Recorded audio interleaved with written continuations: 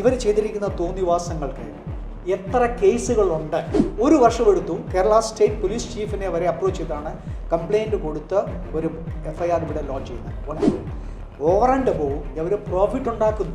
No loss no profit എന്ന് പറയുന്നെങ്കിലും മനുഷ്യരെ ഊയാക്കുന്നൊരു നമ്മുടെ ഒരു മലയാളത്തിൽ ഞാനും വിശ്വസിച്ചു. നമ്മുടെ വെൽഫെയർ നോക്കും. നമ്മൾ വിളിച്ചു വെച്ച ഒരു കാര്യം, 22 സെൻറ്റ് സ്ഥലം ഇത് KMRL കൊടുത്തിരിക്കുകയാണ്. ജൂൺ മുതൽ ഈ ഭയങ്കര സിവിയർ മഴ തുടങ്ങി, മൺസൂൺ. അന്നേരം നമ്മൾ ബേസ്മെൻറ്റിൽ കാർ പാർക്ക് ചെയ്തിട്ടുമാണ്, വെള്ളമാണ്, ഒരടി വെള്ളമൊക്കെ ആയിട്ട് എങ്ങനെ വന്നു മഴ തുടങ്ങിയപ്പോൾ. അതാണ് ചുറ്റുമുള്ള റിട്ടൈനിങ് മതിൽ നിന്ന് വെള്ളം ചീറ്റി ഇങ്ങോട്ട് വീണുകൊണ്ടേയിരിക്കും. ഇക്കഴിഞ്ഞ ദിവസമാണ് ക്രൈം ഒരു വലിയ ബോംബ് പൊട്ടിച്ചത്. എറണാകുളം സിൽവർ സാൻഡ് ഐലൻഡ്, അതായത് വൈറ്റ് ലേക്ക് അടുത്തുള്ള സിൽവർ സാൻഡ് ഐലൻഡിലെ ചന്ദേർ കുഞ്ച് ആർമി ടവർ ഏത് സമയവും ഏത് നിമിഷവും താഴേക്ക് പതിക്കാം, വൻ ദുരന്തമുണ്ടാകാം, അതിലുള്ള ആളുകൾ കൊല്ലപ്പെടാമെന്ന് പറയുന്ന വാർത്തയാണ് പുറത്തുവിട്ടത്. ഇപ്പോൾ അതിനെക്കുറിച്ച് കൂടുതൽ വിവരങ്ങൾ നൽകാനായി നമ്മളോടൊപ്പമുള്ളത് റിട്ടയേർഡ് ക്യാപ്റ്റൻ ഉണ്ണിത്താനാണ്. നമസ്കാരം. നമസ്കാരം. ഞാൻ ക്യാപ്റ്റനല്ല, ക്യാപ്റ്റനായിരുന്നു. ക്യാപ്റ്റൻ, മേജർ, ലഫ്റ്റനൻറ്റ് കേണൽ എന്ന് പറയുന്ന പദവിയിലാണ് ഞാൻ റിട്ടയർ ചെയ്തത്. ഞാൻ 1974 ആർമി ഓഫീസേഴ്സ് ട്രെയിനിങ് അക്കാഡമി ചെന്നൈയിൽ പോയി സെലക്ഷൻ കിട്ടി. ട്രെയിനിങ് കഴിഞ്ഞ് 75 കമ്മീഷൻഡ് ഓഫീസറായിട്ട് ആർമിയിൽ 32 വർഷം ഞാൻ ജോലി ചെയ്തു. ഇതിൻ്റെ കൂടത്ത് ആ 32 വർഷ സർവീസിനുള്ളിൽ ശ്രീലങ്കയിലുണ്ടായിരുന്നു. അതിനുശേഷം പിന്നെ ഗോൾഡൻ ടെമ്പിളിലെ പ്രശ്നങ്ങൾ വന്നപ്പോൾ അന്ന് പട്ടാളത്തിൻ്റെ ഒരു ഭാഗമായിട്ട് പിന്നെ മീററ്റിൽ നിന്ന് അത് രായ്ക്ക് രാമായണം ഞങ്ങളോട് പോകാൻ പറഞ്ഞു, പോയി. പിന്നെ കാർഗിൽ യുദ്ധത്തിൽ വരെ പങ്കെടുത്തു. അന്ന് ഞാനൊരു കമാൻഡിങ് ഓഫീസർ എന്ന് വേണേൽ പറയാം. അതായത് ഏതാണ്ട് 1500 പട്ടാളക്കാരുടെ ഇൻചാർജുള്ള പിന്നെ ആൻറ്റി എയർക്രാഫ്റ്റ് പിന്നെ ഗൺസ്, റഡാർ സിസ്റ്റംസ്, ഇതിൻ്റെ കംപ്ലീറ്റ് എക്യുപ്മെൻറ്റ് അതിലെല്ലാവരുമായിട്ട് ഞങ്ങൾ പിന്നെ പല ഭാഗങ്ങളിലും ഇമ്പോർട്ടൻ്റ് ആയിട്ടുള്ള വൾണറബിൾ ഏരിയയും വൾണറബിൾ പോയിൻറ്റ്സിലും നമ്മൾ ഡിപ്ലോയ് ചെയ്തു. അപ്പോൾ അതിന് ശേഷമാണ് റിട്ടയർ ചെയ്യുന്നത്. റിട്ടയർ ചെയ്തതിൻ്റെ ശേഷം എന്താണ് നമ്മൾ ആഗ്രഹിക്കുന്നത്? സ്വസ്ഥമായ ഒരു ജീവിതം. പക്ഷെ അത് നടന്നില്ല. അതിൻ്റെ ഒരു വിക്റ്റിം അല്ലെങ്കിൽ ആ രീതിയിലേക്ക് വന്ന ഒരു കുടുംബമാണ് ഞാനും എൻ്റെ ഭാര്യയും മക്കളും. 2006 ഞാൻ ഇവിടെ ഈ ഫ്ലാറ്റിൻ്റെ പിന്നെ കൺസ്ട്രക്ട് ചെയ്യാൻ പോകുന്നു, അതിന് താല്പര്യമുണ്ടെന്നൊരു സർവേ നടത്തി. ഞാനാണെങ്കിൽ അതിൽ അപ്ലൈ ചെയ്താണെങ്കിൽ 80,500 രൂപ കൊടുത്ത് അതിൻ്റെ പിന്നെ രജിസ്റ്റർ ചെയ്തു. പക്ഷേ ഈ പ്രോജക്റ്റ് മുമ്പോട്ട് പോയില്ല. അവസാനം ഈ പ്രോജക്റ്റ് പിന്നെ സ്റ്റാർട്ട് ചെയ്യുന്നത് 2012 2015 ഡിസംബറിൽ കംപ്ലീറ്റ് ചെയ്ത് തരാമെന്ന് പറഞ്ഞിട്ട് ഇവർ പിന്നെ കാശ് വാങ്ങിച്ചുകൊണ്ടേയിരുന്നു. പക്ഷേ എനിക്കാണെങ്കിൽ അലോട്ട്മെൻറ്റ് ചെയ്തില്ല. ഞാനാണെങ്കിൽ 2006 ബുക്ക് ചെയ്തപ്പോൾ 43ാമത്തെ സീനിയോറിറ്റി ആയിരുന്നു. പക്ഷേ അന്ന് 700 കൂടുതൽ ആൾക്കാർ ഇതിന് അപ്ലൈ ചെയ്തിരുന്നു. അതിനുശേഷം എനിക്ക് യാതൊരു വിവരവുമില്ല. അപ്പം അങ്ങനെ വെയിറ്റ് ചെയ്ത് അവസാനം പിന്നെ 2015 ഫെബ്രുവരിനോട് പറഞ്ഞു അത് 3 BHK ഇല്ല, 2 BHK പ്ലസ് സ്റ്റഡി വേണമെന്നുണ്ടെങ്കിൽ തരാം. ആയിക്കോട്ടെ, നമുക്കൊരു വീട് ആവശ്യമാണല്ലോ. ശരി. അപ്പോൾ ഞാൻ മദ്രാസിലാണ്. അപ്പോൾ പിന്നെ എങ്ങനെയെങ്കിലും നാട്ടിൽ വരുമ്പോൾ നമുക്ക് കയറി കിടക്കാനുള്ള കടപ്പാടം എന്നുള്ള രീതിയിലേക്ക് വന്നു. അപ്പം 2018 15 മെയ് 2018 ഫൈനലി അവർ ഹാൻഡ് ഓവർ ചെയ്തു, രജിസ്ട്രേഷൻ ചെയ്തു, ട്രാൻസ്ഫർ ചെയ്തു പ്രോപ്പർട്ടി. പക്ഷേ ഈ പ്രോപ്പർട്ടി ട്രാൻസ്ഫർ ചെയ്തപ്പോൾ നമ്മൾ വിളിച്ചു വെച്ച ഒരു കാര്യം, 22 സെൻറ്റ് സ്ഥലം ഇത് KMRL കൊടുത്തിരിക്കുകയാണ്. KMRL മെട്രോ പില്ലർ കൺസ്ട്രക്ഷൻ നടന്നുകൊണ്ടിരിക്കുന്നു. ഇതിൽ തേർഡ് പാർട്ടി ഇൻട്രസ്റ്റ് ക്രിയേറ്റ് ചെയ്തിരിക്കുകയാണ്. ഈ 22 സെൻറ്റ് സ്ഥലം ഈക്വലി പ്രൊപ്പോർഷനേറ്റായിട്ട് ഡിസ്ട്രിബ്യൂട്ട് ചെയ്ത് 264 ആൾക്കാർക്ക് തരേണ്ടതാണ്. അത് ചെയ്തില്ല അവരെ. ഇന്ന് വരെ അതിൻ്റെ കോമ്പൻസേഷനോ അല്ലെങ്കിൽ ലാൻഡ് അക്വയർ ചെയ്യുകയോ KMRL ചെയ്തിട്ടില്ല. പിന്നെ വാടക ഇനത്തിലാണെങ്കിൽ ഏതാണ്ട് 1.6 crore rupees KMRL പ്രോമിസ് ചെയ്തു AWHOയ്ക്ക്. ആ ഒരു അണ്ടർസ്റ്റാൻഡിംഗ് ആണെന്ന് തോന്നുന്നു ഇവരെ ഈ പെർമിറ്റ് ചെയ്ത് ഇനിഷ്യലി അക്യൂസിഷൻ വരെ ആണെങ്കിൽ ഇതിന് റെൻറ്റ് കൊടുക്കാം ഈ 22 സെൻറ്റ് സ്ഥലം. അത് കൊടുത്തോ കൊടുത്തില്ലയോ ഒരു വിവരമില്ല. അപ്പം അങ്ങനെ നമ്മുടെ ചീറ്റ് ചെയ്തു. രണ്ടാമത്തെ കാര്യം എന്ന് പറയുന്നത് ഇവിടെ എല്ലാ 264 ഫ്ലാറ്റ് ABC ഇങ്ങനെ 3 ടവറിൽ. ടവറിലാണെങ്കിൽ 56 ഫ്ലാറ്റുണ്ട്, 2 ബെഡ്റൂമാണ്, അതിൻ്റെ 2 അറ്റാച്ച് ബാത്റൂം. പിന്നെ B ടവറിലാണ് എനിക്കുള്ള ഫ്ലാറ്റ്. അപ്പോൾ ഇതിൽ 2 BHK പ്ലസ് സ്റ്റഡി, അപ്പോൾ 2 അറ്റാച്ച് ബാത്റൂമേ ഉള്ളൂ. പിന്നെ എൻ്റെ ഏരിയ എന്ന് പറഞ്ഞാൽ 1590 സ്ക്വയർ ഫീറ്റാണ് ബിൽട്ടപ്പ് ഏരിയ. മൂന്നാമത് ഈ സി ടവറിൽ അത് 3 BHK, എല്ലാത്തിനും അറ്റാച്ച്ഡ് ബാത്റൂം ഓരോന്ന് ഉണ്ട്. അപ്പം അത് 1900 സ്ക്വയർ ഫീറ്റോളം ഉണ്ട്. അപ്പോൾ ഇങ്ങനെ അലോട്ട്മെൻറ്റ് ചെയ്തു. പക്ഷേ ജൂൺ മുതൽ ഈ ഭയങ്കര സിവിയർ പിന്നെ മഴ തുടങ്ങി, മൺസൂൺ തുടങ്ങി. അന്നേരം നമ്മൾ ബേസ്മെൻറ്റിൽ കാർ പാർക്ക് ചെയ്തിട്ട് നോക്കുമ്പോഴാണ് വെള്ളമാണ്, ഒരടി വെള്ളമൊക്കെ ആയിരിക്കുക. ഇതെങ്ങനെ വന്നു മഴ തുടങ്ങിയപ്പോൾ? അപ്പോഴാണ് ചുറ്റിനുള്ള റിട്ടൈനിങ് മതിലിൽ നിന്ന് വെള്ളം ചീറ്റി ഇങ്ങോട്ട് വീണുകൊണ്ടേയിരിക്കുക. ഇപ്പോൾ കന്യാകുമാരി റിവർ ചുറ്റിനുമുണ്ട്. ഈ റിവറിലെ വെള്ളത്തിൻ്റെ ഹൈറ്റ് കൂടുന്നതനുസരിച്ച് ഇത് ബേസ്മെൻറ്റാണ്. ആദ്യമായിട്ട് ഇവിടെ ഒരു ബേസ്മെൻറ്റ് ഉണ്ടാക്കരുതായിരുന്നു. കാരണം ഈ ബേസ്മെൻറ്റ് എന്ന് പറയുന്നത് വാട്ടർ ലെവലും താഴെയാണ്. അപ്പോൾ ഈ റിട്ടൈനിങ് വോള് പ്രൊഫഷണലി ചെയ്യേണ്ട രീതിയിൽ കൺസ്ട്രക്ട് ചെയ്തിട്ടില്ല. അതിന് ചുറ്റിനും ഔട്ട്സൈഡ് ലെവൽ പുറത്തും അതുപോലെ റിട്ടൈനിങ് വോൾ വേണമായിരുന്നു. അത് ചെയ്യാതെ കാശ് ലാഭിച്ചു. അതുകൊണ്ട് ഉള്ളിൽ മാത്രമേ ഉള്ളൂ റിട്ടൈനിങ് വോൾ. ഇതിൽ നിന്നെല്ലാം വെള്ളത്തിൻ്റെ പ്രഷർ വന്ന് അതിൻ്റെ പോറസ് ആയിട്ടുള്ള ഭാഗങ്ങളിൽ വെള്ളം ലീക്ക് ചെയ്ത് അങ്ങനെ കമ്പിയെല്ലാം തുരുപ്പിക്കാൻ തുടങ്ങി. അതിൻ്റെ ഭാഗമായിട്ട് ഇങ്ങനെ പതുക്കെ ആ മൺസൂൺ കഴിഞ്ഞപ്പോൾ തന്നെ ആൾക്കാരിവിടെ ഞങ്ങളെല്ലാം ബഹളം ഉണ്ടാക്കാൻ തുടങ്ങി. AWHOക്ക് പറഞ്ഞു. Project director lieutenant colonel MD Nair എന്ന് പറയുന്ന മുരളീധരൻ നായർ ഇയാളായിരുന്നു. അയാൾ പട്ടാളത്തും പ്രൊവിൻഷ്യൽ റിട്ടയർമെൻറ്റ് എടുത്തിട്ട് വടുതലെ AWHOയുടെ പ്രോജക്റ്റ് അയാൾ തന്നെ ചെയ്തു, പ്രോജക്റ്റ് ഡയറക്ടർ. അത് കഴിഞ്ഞ ശേഷം ഇവിടെയാക്കി. ഇയാളുടെ സൂപ്പർവിഷനിലായിരുന്നു ഈ കംപ്ലീറ്റ് വർക്ക് നടന്നത്. ഇയാൾ reporting to deputy MD technical എന്ന് പറഞ്ഞിട്ട് ആർമി AWHOയുടെ ഭാഗമായിട്ട് നമ്പർ 2 അല്ലെങ്കിൽ MD. അപ്പം ഇയാളോട് പറഞ്ഞു, ഇയാളാണെങ്കിൽ ഒരു കാര്യവും ചെയ്തില്ല. എന്നിട്ടാണെന്ന് ഞങ്ങളെല്ലാം പറ്റിക്കാൻ വേണ്ടി എന്ത് ചെയ്തു, ഈ കോസ്മെറ്റിക് റിപ്പയർ എന്ന് പറയുന്നത്. അപ്പോൾ അല്പം സിമെൻറ്റ് അവിടെ തെച്ചു, സിമെൻറ്റ് ഇത്. ഇപ്പോൾ ഇത് കമ്പി തുരുമ്പ് പിടിച്ചു എന്നുള്ളത് ഞങ്ങൾ എല്ലാവർക്കും മനസ്സിലായി.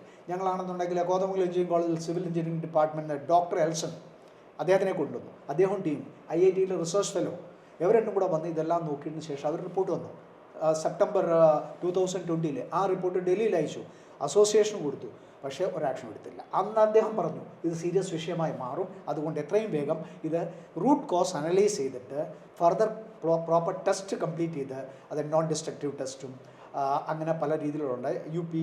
പിന്നെ ultra violet pulse velocity test ഇതെല്ലാം ചെയ്തതിന് ശേഷം ഇതിന് എന്തെന്ന് ചെയ്യണം എന്നുള്ളത് ഒന്നും ചെയ്തില്ല. അത് കഴിഞ്ഞ് IITയിൽ നിന്ന് സിവിൽ എഞ്ചിനീയറിംഗ് ഡിപ്പാർട്ട്മെൻറ്റിൽ റിക്വസ്റ്റ് ചെയ്ത് അവിടെ നിന്നാണെങ്കിൽ ഡോക്ടർ പിന്നെ പിള്ളയും അദ്ദേഹത്തിൻ്റെ ടീം വന്നു. അവരാണെങ്കിൽ ഒക്ടോബർ നവംബറിലാണെങ്കിൽ അവരുടെ റിപ്പോർട്ടുണ്ട്. പിന്നെ അതിന് ശേഷമാണെന്നുണ്ടെങ്കിൽ എഗെയിൻ ഫെബ്രുവരി വന്നു. അങ്ങനെ ലേറ്റസ്റ്റ് അദ്ദേഹത്തിൻ്റെ റിപ്പോർട്ട് വന്നത് 5 നവംബർ 2023. ആ റിപ്പോർട്ട് കോടതിയിൽ ഞങ്ങൾ പ്രൊഡ്യൂസ് ചെയ്ത് കഴിഞ്ഞു. അതിനെപ്പറ്റി പിന്നെ പറയാം.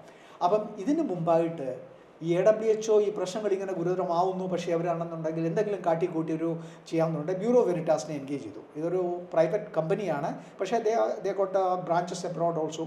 അപ്പോൾ ഇവർക്ക് അക്രഡിഷൻ കൊടുത്തിരിക്കുന്ന നാഷണൽ അക്രഡിഷൻ ലാബ് NABL ആണ്.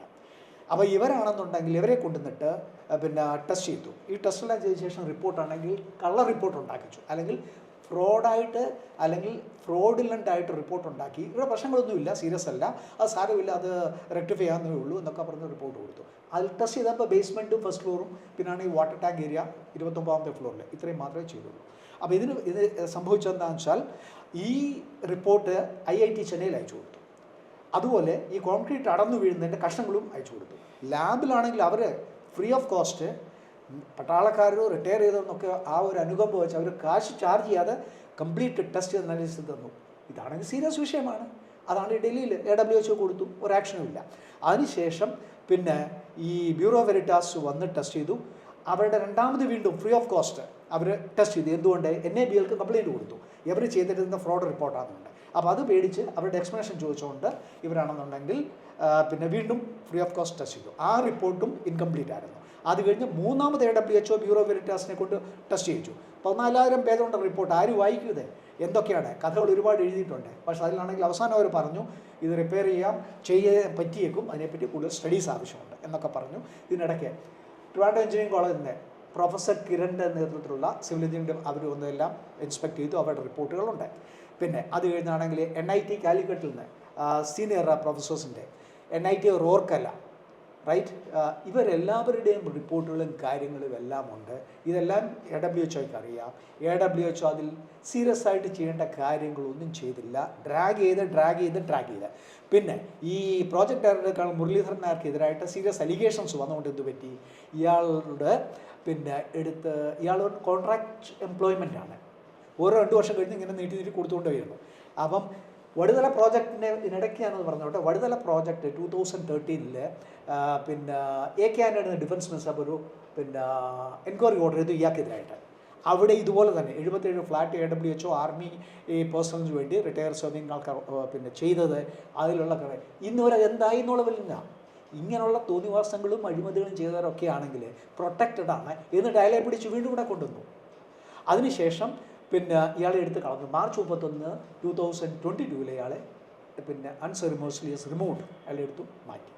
അപ്പോൾ അതിനുശേഷം പിന്നെ വേറൊരു പ്രോജക്ടറെ കൊണ്ടുവന്നു. അപ്പോൾ ഇങ്ങനെ കിടന്നു. ഇതിനിടയ്ക്ക് ഈ പിന്നെ സദൺ നേവൽ കമാൻഡ് ഇവിടെ ഉണ്ട്. അവരുടെ ചീഫ് എഞ്ചിനീയർ സോൺ വളരെ സീനിയർ ഓഫീസറാണ്, എക്സ്പീരിയൻസ് ആണ്, അലങ്കര സ്വാമി. അദ്ദേഹം ഇവിടുന്നോടെ ഈ AWHO സദേൺ ആർമി കമാൻഡറോട് റിക്വസ്റ്റ് ചെയ്ത് അവിടുന്ന് അയാളോട് പറഞ്ഞു വന്ന് ഇൻസ്പെക്ട് ചെയ്ത് റിപ്പോർട്ട് ഇന്നൊരു വെളി വിട്ടിട്ടില്ല. പക്ഷേ അയാളുടെ ചില റെലവൻറ്റ് ഭാഗങ്ങൾ ഞങ്ങളുടെ കിട്ടി, അത് കോടതി ഞാൻ കൊടുത്തിട്ടുണ്ട്. അതിലാണെന്നുണ്ടെങ്കിൽ ഇത് വളരെ സീരിയസ് വിഷയമാണെന്ന് പറഞ്ഞിട്ടുണ്ട്. അപ്പോൾ ഈ റിപ്പോർട്ടുകളെല്ലാം ഉണ്ടെങ്കിൽ പോലും അതിനെതിരായിട്ട് ചെയ്യേണ്ട കാര്യങ്ങൾ ചെയ്തില്ലെങ്കിൽ ഇത് ക്യാൻസറാണ്. ക്യാൻസർ ശരീരത്തിൽ ഏതൊരു ഭാഗത്ത് വന്നു കഴിഞ്ഞ് നമ്മൾ റൈറ്റ് ടൈമിൽ ഡയഗ്നോസ് ഏത് ഭാഗമാണ്, അതിനെ കീമോതെറാപ്പി വേണോ, റേഡിയേഷൻ ചെയ്യണോ, ഇമ്മ്യൂണോതെറാപ്പി വേണോ, സർജറി വേണോ, എന്ത് വേണമെന്ന് തീരുമാനിച്ച് കൊള്ളാവുന്ന നല്ല ഡോക്ടർ അത് ചികിത്സാൽ ഭേദമാകും റൈറ്റ് ടൈമിൽ ആണെങ്കിൽ. പക്ഷേ ഒരുപാട് സ്റ്റേജ് 4 ഒരു ക്യാൻസർ ചികിത്സ ആൾക്കാർ പിന്നെ രക്ഷപ്പെടുന്ന വളരെ അപൂർവമാണ് എന്ന് പറഞ്ഞ സ്റ്റേജിലേക്ക് ഇന്ന് ചന്ദർകുഞ്ച് ആർമി ടവേഴ്സിൻ്റെ ഗതി ആ രീതിയിലേക്ക് എത്തിയിരിക്കുകയാണ്. ഇത് റിപ്പയർ പറ്റത്തില്ല. IIT ചെന്നൈ പറഞ്ഞു പറ്റത്തില്ല. IIC ബാംഗ്ലൂർ കോടതി പറഞ്ഞതനുസരിച്ച് അവർ പിന്നെ പറഞ്ഞു ഇല്ല, ഇത് ഡെമോളിഷ് ചെയ്തിട്ട്. അപ്പം അവരുടെ എസ്റ്റിമേറ്റ് ഏതാണ്ട് പിന്നെ പറഞ്ഞതനുസരിച്ച് ഇത് ഡെമോളിഷ് ചെയ്യുന്നതിൻ്റെ കോസ്റ്റ് സെപ്പറേറ്റ് വരും, അല്ലാതാണെങ്കിൽ 150 കോടി രൂപയോളം അപ്രോക്സിമേറ്റ് വരുമെന്ന് പറഞ്ഞു. ഇപ്പോൾ ഇതെല്ലാം വെച്ച് കോടതിയെ ഞങ്ങൾ 12 പേര്, ഞാൻ ഉൾപ്പെടെയുള്ള 12 ആൾക്കാരെ കോടതിയിൽ കേസ് ഫയൽ ചെയ്തു. പിന്നെ എറണാകുളം ഹൈക്കോടതിയിൽ. പിന്നെ ഓരോരുത്തരുടെയും ആവശ്യങ്ങൾ ഒരു CBI എൻക്വയറി തന്നെ ഇവിടെ വേണം എന്ന് പറഞ്ഞ് ഞങ്ങൾ റിക്വസ്റ്റ് ചെയ്തു. പക്ഷേ അത് നടന്നില്ല, ഇതുവരെ നടന്നിട്ടില്ല. ഇത് ഹയസ്റ്റ് ലെവലിൽ ഡിഫൻസ് മിനിസ്റ്റർ രാജ്നാഥ് സിംഗിനെ വരെ ഈ മാറ്റർ എത്തിച്ചു കഴിഞ്ഞു അതിനുള്ള പിന്നെ. അപ്പോൾ അതിലാണെങ്കിൽ ഇവിടുത്തെ MP ഹൈബി ഇടുന്നു, അതിൽ ഹെൽപ്പ് ചെയ്തു. അദ്ദേഹത്തിന് ഞാൻ അപ്രോച്ച് ചെയ്തു, ഞങ്ങൾ പോയി കണ്ടു, അതിൻ്റെ ലെറ്റേഴ്സൊക്കെ ഡ്രാഫ്റ്റ് ചെയ്ത് കൊടുത്തു. അദ്ദേഹമാണെങ്കിൽ IIT ചെന്നൈയുടെ റിപ്പോർട്ടും IIC ബാംഗ്ലൂർ റിപ്പോർട്ടും പിന്നെ തൃപ്പൂണിത്തുറ മുനിസിപ്പാലിറ്റി എന്നുള്ള റിപ്പോർട്ടും ഇതിൻ്റെ എല്ലാം കോപ്പീസ് അദ്ദേഹത്തിന് കൊടുത്തു. അദ്ദേഹമാണെങ്കിൽ രാജ്നാഥ് സിംഗിൻ്റെ കയ്യിൽ എത്തിച്ചു. അപ്പം ഇതിൻ്റെ കാര്യങ്ങൾ ഇന്നുണ്ട്. അപ്പോൾ ലേറ്റസ്റ്റ് എന്താണെന്ന് ഈ പിന്നെ മിസ്റ്റർ ഹൈബീഡിന് ടു കം ബാക്ക് ഒന്നത്. രണ്ടാമത്തെ, ഈ പ്രശ്നങ്ങൾ ഇങ്ങനായി താമസിച്ചാൽ ജീവൻ ഹാനിയാണ്. മിക്കവാറും എല്ലാവരും ഒഴിഞ്ഞു പോയി. പിന്നെ AWHO പറഞ്ഞു, കോടതി അവർ പറഞ്ഞ കാര്യമാണ്, ഞങ്ങളാണെങ്കിൽ ഈ പിന്നെ വാടക കൊടുക്കാം എല്ലാവർക്കും, തുച്ഛമായ വാടക. ഇവിടെ ആണെങ്കിൽ ഇതുപോലുള്ള ഈ കോംപ്ലക്സിൽ ഒരു വീട് ഈ 2 BHK എന്ന് പറഞ്ഞാൽ 30,000 രൂപ കൊടുത്താലും നമുക്ക് പിന്നെ കിട്ടത്തില്ല. വെളിയിലാണെങ്കിൽ അതിനെക്കാട്ടി കൂടുതൽ. അപ്പം അവർ 20,000 രൂപ തരുമെന്ന് പറഞ്ഞു. അപ്പോൾ ഇതിനെതിരായിട്ട് റെപ്രസെൻറ്റേഷനും പറ്റിക്കാരും എല്ലാം കൊടുത്തു, ഒന്നും നടക്കുന്നില്ല. പിന്നെ അപ്പോൾ വാടക തരാം എന്ന് പറഞ്ഞ ആൾക്കാരുടെ ജൂൺ 30 വെക്കേറ്റ് ചെയ്യാൻ പറഞ്ഞു.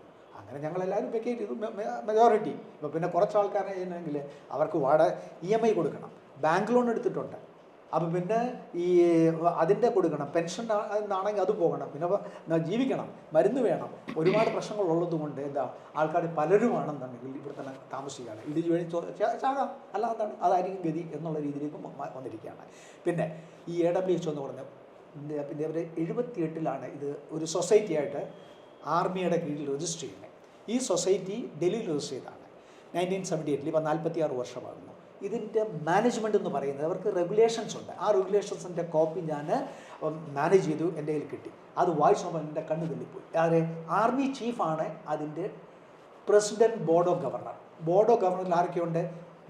വൈസ് ചീഫുണ്ട്, രണ്ടാമത്തെ ആൾ. അത് കഴിഞ്ഞാണെങ്കിൽ 7 ആർമി കമാൻഡേഴ്സ് ഉണ്ട്. ആർമിയുടെ ഈ കംപ്ലീറ്റ് ജോഗ്രാഫിക്കൽ ഡിവിഷൻ എന്ന് പറഞ്ഞാൽ 7 കമാൻഡ്സ് ആയിട്ടാണ്. സദേൺ കമാൻഡ് പൂനെയിൽ, central command, south western command, northern command, eastern command എന്ന് വേണ്ട ഈ ഇവരുടെ എല്ലാം ടോപ്പ് മോസ്റ്റ് ഗൈ ആർമി ഓഫീസർ, ലെഫ്റ്റനന്റ് ജനറൽ റാങ്കിലുള്ള ഇവരെല്ലാം ഈ ബോർഡ് ഓഫ് ഗവർണർ. അപ്പം ഡിസിഷൻ മേക്കിങ്ങിലാണെങ്കിലും ഗൈഡൻസ് കൊടുക്കാനും കോമ്പറ്റൻ്റ് ആയിട്ടുള്ള ആൾക്കാരുണ്ട് ഇവരല്ല. അതിൻ്റെ കൂടെ തന്നെ quarter master general, engineering chief, complete engineering വർക്കിൻ്റെ ചീഫ് ഒരു ലെഫ്റ്റനന്റ് ഉണ്ട്. ഇവരെല്ലാം ഇതിലുണ്ട്. പിന്നെ അഡ്ജുറ്റൻറ്റ് ജനറൽ ആണെങ്കിൽ ചെയർമാൻ ബോർഡ് ഓഫ് മാനേജ്മെൻറ്റ് എന്ന് പറയുന്നത്. ബോർഡ് ഓഫ് ഗവർണർ വേറെ, അതിൻ്റെ കൂടെ അയാളുമുണ്ട് മെമ്പറായിട്ട് ബോർഡ് ഓഫ് മാനേജ്മെൻറ്റ്. ഇവരെല്ലാം ഉണ്ടെങ്കിലും എഴുത്തുകൾ എഴുതി റെപ്രസെൻറ്റേഷൻ അയച്ചു, ഇൻഡിവിജ്വലി അയച്ചു. ഞാനാണെങ്കിൽ 4 ലെറ്റേഴ്സ് ആണെങ്കിൽ പ്രസിഡന്റ് ബോർഡ് ഓഫ് ഗവർണർക്ക് അയച്ചു, ഒരു മറുപടി പോലും കിട്ടിയില്ല. ഡിഫൻസ് സെക്രട്ടറിക്ക് ലെറ്റർ അയച്ചു, ഒരു മറുപടി കിട്ടിയിട്ടില്ല. ഇതെല്ലാം വെച്ചിട്ട് ഗതി കെട്ടാൽ എന്താ ചെയ്യുന്നത്? കോടതിയിൽ പോകാമെന്ന് വിചാരിച്ചു. അങ്ങനെയാണ് കോടതിയിൽ പോയത്. പിന്നെ ആർമിയുടെ കീഴിൽ രജിസ്റ്റർ ചെയ്ത സൊസൈറ്റി വെൽഫെയർ നോക്കാൻ വേണ്ടി ഇവർ ഞങ്ങളുടെ നിന്നാണ് കാശ് വാങ്ങിക്കുന്നത്. 100% self finance by serving and retired people. 1 രൂപയുടെ സബ്സിഡിയോ ഡിസ്കൗണ്ടോ കൺസെഷനോ ആർമിയിൽ നിന്ന് ഞങ്ങൾക്ക് കിട്ടത്തില്ല. ഓവർ ആൻഡ് അബോവ് ഇവർ പ്രോഫിറ്റ് ഉണ്ടാക്കുന്നു. നോ ലോസ് നോ പ്രോഫിറ്റ് എന്ന് പറയുന്നെങ്കിലും മനുഷ്യരെ ഊയാക്കുന്നൊരു നമ്മുടെ ഒരു മലയാളത്തിൽ ഇല്ലേ, അതാണ്. ഞാനും വിശ്വസിച്ചു നമ്മുടെ വെൽഫെയർ നോക്കും. AWHO army welfare housing society, housing organisation. പിന്നെ നോ ലോസ് നോ പ്രോഫിറ്റ്, പ്രോഫിറ്റോ ഉണ്ടാക്കുകയില്ല എന്നുള്ളത് തിരിച്ചു തരും എന്നുള്ള പ്രോമിസസ് എല്ലാം വെച്ചാണ് നമ്മൾ കണ്ണുടച്ച് അന്ധനെ പോലെ ഈ 2006 ഇതിൽ രജിസ്റ്റർ ചെയ്തു. അപ്പോൾ അതിനുശേഷം മുമ്പോട്ട് പോയി. ഈ ട്രാക്ക് റെക്കോർഡെന്ന് പറഞ്ഞ ഈ AWHOയുടെ പ്രൊഫഷണലിസം ഇല്ല. എല്ലാ 2 വർഷവും 3 വർഷവും ഇരിക്കുമ്പോഴാണെങ്കിൽ ചെയർമാൻ മാറും, ബോർഡ് ഓഫ് ഗവർണറിൻ്റെ പ്രസിഡന്റ് മാറും, അവിടെ വരുന്ന സ്റ്റാഫുകൾ എല്ലാവരും മാറിക്കൊണ്ടിരിക്കും, എക്സെപ്റ്റ് കുറേ സിവിലിയൻ സ്റ്റാഫുണ്ട്, അവരല്ലാതെ. പിന്നെ കോൺട്രാക്റ്റുള്ള ഈ മുരളീധരൻ നായരെ പോലുള്ള പിന്നെ എന്താ പറയുക കള്ളന് കഞ്ഞി വെച്ച ചില ആൾക്കാരെ വർഷങ്ങളായിട്ട് 3 വർഷത്തിൽ കൂടുതലായിട്ട് കോൺട്രാക്ട് കൊടുക്കാൻ പറ്റില്ല, അതിനെ കണ്ടിന്യൂ ചെയ്യാനാണ്. അതിനെതിരായിട്ടാണെങ്കിൽ ഒരു തരകൻ നോക്കാനുണ്ട് പറഞ്ഞ ഒരു റിട്ടയർഡ് ഓഫീസർ ഇവിടെ ഉണ്ട്, അദ്ദേഹം ഒരു ബോർഡ് ചെയ്തു, അതൊന്നും ഇവർ ഇംപ്ലിമെൻ്റ് ചെയ്തിട്ടില്ല. അപ്പം ഈ പിന്നെ ഇവർ ചെയ്തിരിക്കുന്ന തോന്നിവാസങ്ങൾക്ക് എത്ര കേസുകളുണ്ട് എന്ന് ഒരു അഫിഡവിറ്റ് ഹയർ കോർട്ട് അവരോട് പറഞ്ഞ് വന്നറിയതിൻ്റെ സത്യത്തിൽ യാഥാർത്ഥ്യം എത്ര കേസ് എവിടെയൊക്കെ ഈ AWHO ഞങ്ങളെപ്പോലുള്ള പാവപ്പെട്ട സെർവിങ് റിട്ടയർഡ് അല്ലെങ്കിൽ വാർ വിഡോസ് ആയിട്ടുള്ളവരുടെ എതിരായിട്ട് ഒരു കേസ് ഞങ്ങളുടെ കാശ് കൊണ്ടാണ്. ഈ പ്രോജക്റ്റാണ് ഒരു പ്രോജക്റ്റ് ഫണ്ടുണ്ട്, ആ പ്രോജക്റ്റ് ഫണ്ടിലെ കാശാണ് വക്കീലന്മാർക്ക് കൊടുക്കുന്നത്. അത് ഏറ്റവും വലിയ വക്കീലന്മാർക്ക്. അത് സുപ്രീം കോടതിയിൽ കേസ് നടക്കുന്നുണ്ട്. ചെന്നൈയിലെ കേസ് ഞാൻ വേറെ പറയാം. ചെന്നൈയിലാണെന്നുണ്ടെങ്കിൽ സുപ്രീം കോടതിയിലാണ് AWHO 852 ഫ്ലാറ്റ് ഉണ്ടാക്കിയതിൻ്റെ. കോയമ്പത്തൂർ കേസാണെങ്കിൽ മദ്രാസ് ഹൈക്കോടതിയിലാണ് 4-5 കേസുണ്ട്. മദ്രാസ് കോടതിയിലെ 2 കേസ് ഞാൻ AWHO ഞാൻ ഫയൽ ചെയ്തിട്ടുണ്ട്. നീതി കിട്ടണ്ടായോ? പക്ഷെ കിട്ടുന്നില്ല. കൊച്ചിയിലാണെങ്കിലും അതുപോലെ തന്നെ. ഇപ്പം ഞാൻ ഈ പ്രശ്നങ്ങളൊന്നും മുമ്പോട്ട് പോകാത്ത ഒരു ക്രിമിനൽ ബ്രീച്ച് ഓഫ് ട്രസ്റ്റ്, അതുകൊണ്ട് ഞാൻ 1 വർഷം എടുത്തു. കേരള സ്റ്റേറ്റ് പോലീസ് ചീഫിനെ വരെ അപ്രോച്ച് ചെയ്താണ് കംപ്ലയിൻറ്റ് കൊടുത്ത് ഒരു FIR ഇവിടെ ലോഞ്ച് ചെയ്യുന്നത് 1022/2023.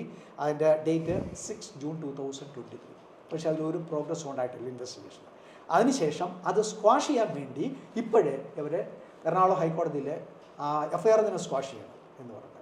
അപ്പം പിന്നെയും നമുക്ക് തലവേദനയാണ്. കിട്ടുന്ന പെൻഷനാണെങ്കിൽ ഇപ്പം വക്കീലന്മാർക്കും കോടതിയിലും ഇതിൻ്റെ പുറകെ ഞാൻ ചിലവായിക്കൊണ്ടിരിക്കുന്നു. പിന്നെ EMI കൊടുക്കുക.